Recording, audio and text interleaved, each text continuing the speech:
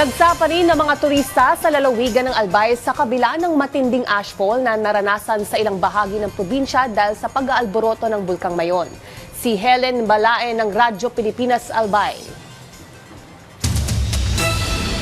32 barangay sa lalawigan ng Albay ang nakaranas ng ashfall matapos muling makapagtala ng malakas na pyroclastic density current o uson mula sa patuloy na aktibidad ng Bulkang Mayon. Ayon sa tala ng PHIVOLCS, ito ang pinakamalayo at pinakamalaking uson na nalikha ng bulkan mula nang magsimula ang pag-aalboroto nitong Enero. Kumalat ang abo sa mga barangay na nakapalibot sa bulkan dahilan upang maapektuhan ang kabuhayan at pang-araw-araw na gawain ng mga residente. Kabilang sa mga apektadong lugar ang ilang tourist destination sa bayan ng Kamalig, partikular na ang Sumlang Lake. Kaya naman ang lokal na pamahalaan ng Kamalig naglabas ng abiso na nagbabawal sa mga travel agency at mga tour guide na magpapasok ng mga turista sa mga apektadong lugar. Binigyan din tayo natin ng instruction ang mga travel agencies and tour guides na iwasan na muna po ang mga areas na to para po hindi natin ma-expose ang ating mga turista sa mga epekto po ng ashfall.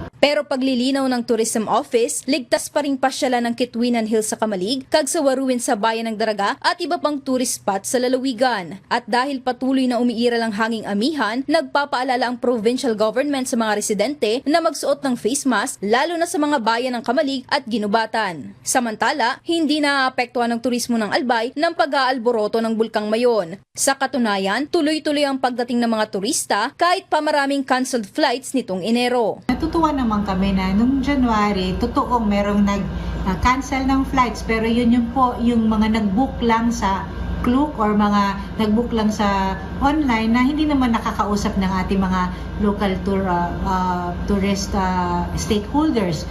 Pero sa aking panayam po sa ating mga accommodation facilities, hindi naman sila masyado apektado ng mga cancellation. Patuloy rin ang paalala ng provincial government sa mga turista na manatiling updated sa kanilang mga inilalabas na abiso at tumiwas sa mga lugar na malapit sa dinadaluyan ng uson habang nagpapatuloy ang abnormal na aktibidad ng bulkan. Mula sa Albay, para sa Integrated State Media, Helen Balae ng Radyo Pilipinas, Radyo Publiko.